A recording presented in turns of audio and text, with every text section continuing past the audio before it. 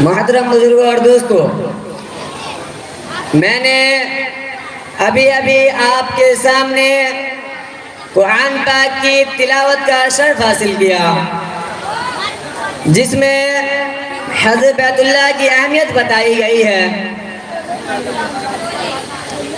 اس سے یہ بات معلوم ہوتی ہے کہ جس طرح اللہ تبارک و تعالی نے ہم سب مسلمانوں کے لیے نماز، روزہ، زکوٰۃ فرض کیے ہیں، اسی طرح اللہ تبارک و تعالی نے ہم سب مسلمانوں کے لیے حج کو بھی فرائض میں داخل کیے ہیں۔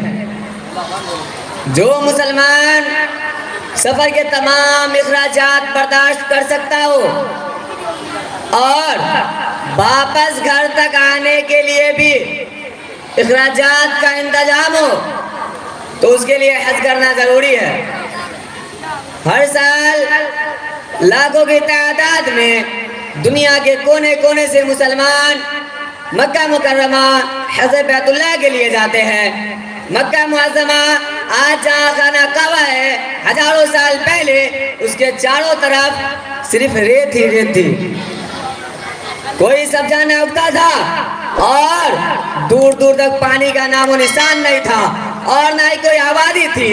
اللہ نے اپنے پیارے محبوب پیغمبر حضرت ابراہیم علیہ السلام کو بڑھاپے کی حالت میں حضرت اسماعیل علیہ السلام جیسا چاند سا بیٹا عطا فرمایا اور حکم دیا کہ اس بچے کو اور اس بچے کی والدہ بی بی عذرا رضی اللہ تعالی عنہ کو لے کر اسی غیر آبادی علاقہ میں چھوڑاؤ۔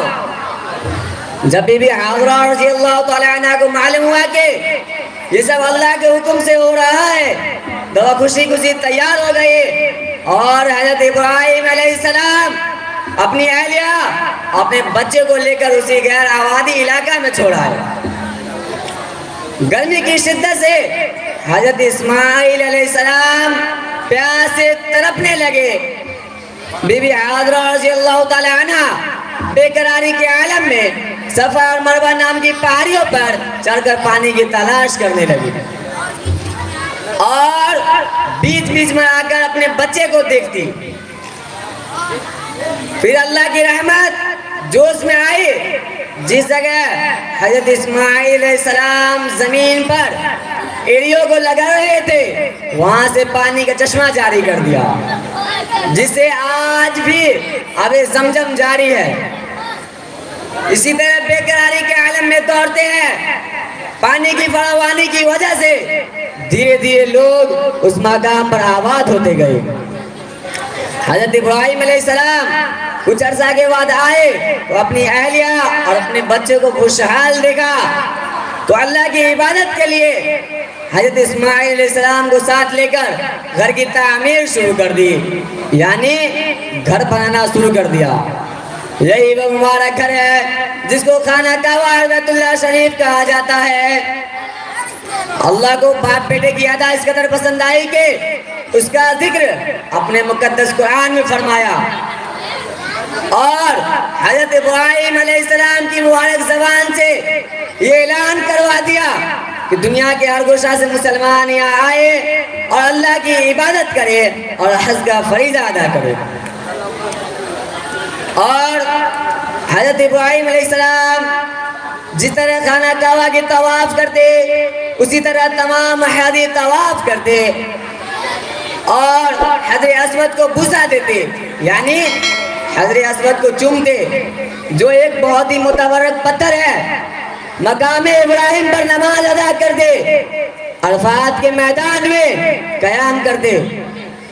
حضرت اسماعیل علیہ السلام کچھ اور پڑے ہوئے تو حضرت ابراہیم علیہ السلام نے خواب میں دیکھا کہ اپنے محبوب بیٹے کو اپنی ہاتھوں سے ذبح کر رہے ہیں۔ وہ فوراً سمجھ گئے کہ اللہ کی یہی مرضی ہے کہ اپنے محبوب بیٹے کو اللہ کی راہ میں قربان کرو۔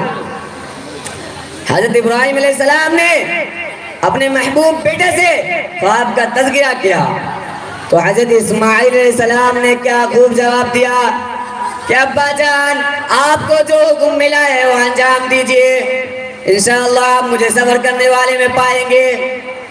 یعنی میں پیچھے نہیں ہٹوں گا۔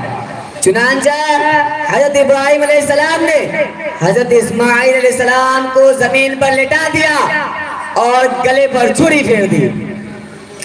اللہ کو یہ ادا بے حد پسند آئی۔ اللہ اپنے بندوں سے قربانی لیتے نہیں بلکہ صرف اتنا دیکھتے ہیں کہ کیا بندہ میری راہ میں قربانی دینے کو تیار ہے۔ چنانچہ حضرت اسماعیل علیہ السلام کے جگہ اللہ نے ایک دمبا بھیجا۔ جب حضرت ابراہیم علیہ السلام کی آنکھیں کھلی تو دیکھا کہ ایک دمبا جلا ہوا ہے اور حضرت اسماعیل علیہ السلام صحیح سلامت موجود ہے۔ اور حج کے موقع پر حضرت ابراہیم علیہ السلام کی قربانیوں کی سنت کو دہرایا جاتا ہے اور تمام حاجی نیز پوری دنیا کے مسلمان جانوروں کی قربانی کرتے ہیں اور اللہ کی راہ میں قربان